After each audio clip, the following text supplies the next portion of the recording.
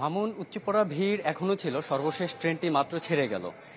তাও হচ্ছে প্রায় আধা ঘন্টা লেটে সেই ট্রেনটি ছেড়ে যায়।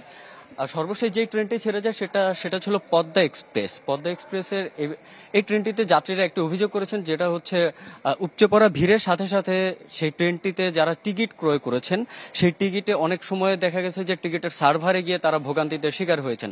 সার্ভারে ঠিকমতো কাজ করে এবং অনেকে অভিযোগ করেছেন যে টিকিট কালোবাজারের মাধ্যমে অনেকে টিকিট ক্রয় করছেন এবং তারা এই কারণ হচ্ছে সার্ভার থেকে টিকিট নিতে পারছেন না। অনেক যাত্রীকে দেখা গেছে যে যারা টিকিট থাকা সত্ত্বেও তারা গন্তব্যে পৌঁছতে পারছেন না, কারণ ভিড়ের কারণে তারা উঠতে পারেনি তাদের ট্রেনটিতে এবং তারা স্টেশনে অনেককে অপেক্ষা করতে দেখা গেছে এবং অনেকে চলে গিয়েছেন বাড়িতে। কালকে আবার তারা আগামী দিনের জন্য চেষ্টা করবেন।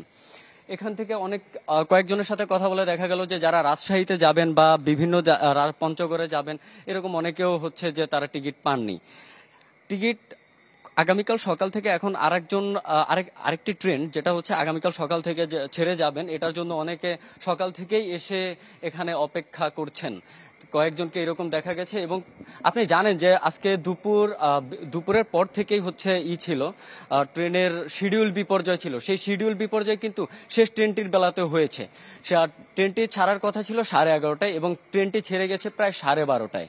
আপনার সাথে কথা বলার ঠিক 2 থেকে 3 মিনিট আগে সেই ট্রেনটি কিন্তু গন্তব্যের উদ্দেশ্যে ছেড়ে যায় এবং এটি ছিল বাংলাদেশের সবচেয়ে দূরত্বের ট্রেন। মামুন, এটা ছিল আমার কাছে কমলাপুর ট্রেন স্টেশন থেকে সর্বশেষ।